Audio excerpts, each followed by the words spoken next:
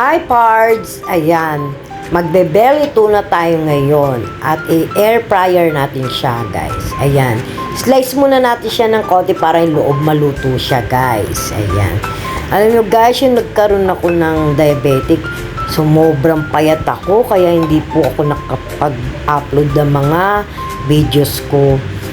Ano lang kasi, ang pangit kasi tignan. Ayoko naman pong nakikita ako sa video ko na sobrang payat ko, diba? So, nagpagaling muna ako at yan, ngayon medyo tumaba-taba na ako. Kaya, yon yan, nilagyan ko siya ng paminta, guys. Ayan, guys, diba? Yummy, yummy. Alam niyo ba, guys, nakakatawa yung nagpunta kami sa ospital. Muntik-muntik pa akong madapa dahil sa nadulas ako. Ayun, tapos sabay tayo, tapos tawa lang po. Ayun, guys. Ayan.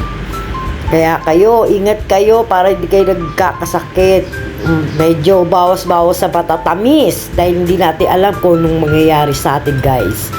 So, ayan, nilagyan ko siya ng paminta, marami, guys, para matanggal ang lansa. Ayan, kinuskus ko siya ng kinuskus, guys. Diba? So, ayan. Ngayon, guys, nalagyan ko lang siya ng paminta, lagyan ng konting asin. Siyempre, dapat healthy tayo lagi, guys. Ayan. Yan, kuskus lang natin para medyo dumikit-dikit yung lasa, guys. So, yan, marami po kasi yan frozen belly tuna. Ayan, guys. Garlic powder. Ayan, nilagyan ko siya ng garlic powder. So, ngayon, guys, sana makaano po ako uli at maraming salamat po sa mga nanonood. Kinuwento ko lang po mga nangyari sa akin simula nung nawala ako, guys.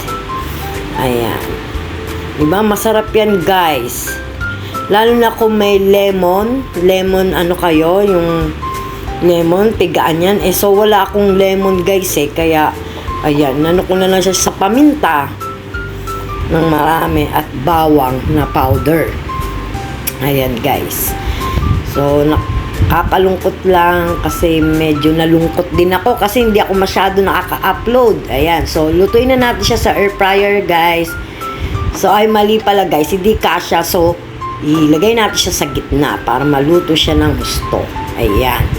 Diba? Masarap yan, guys. Try nyo lang. Lagyan nyo rin ng lemon kung may lemon kayo, guys. Yan, butter. Konting butter para medyo magmantika siya, hindi siya dumikit, guys. Ayan, diba? Sarap yan, guys. So, luluto na natin siya, guys.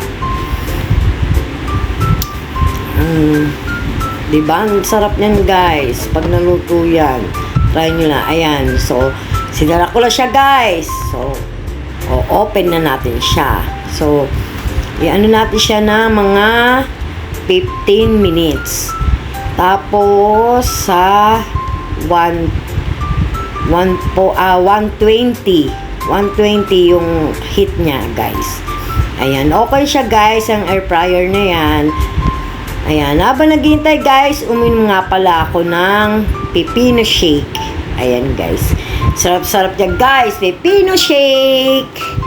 Ayan. So, nagsandok na ako, guys. Nagutom na ako, guys, Ayan. Lagyan ko na ng kamatis. Thank you for watching, guys.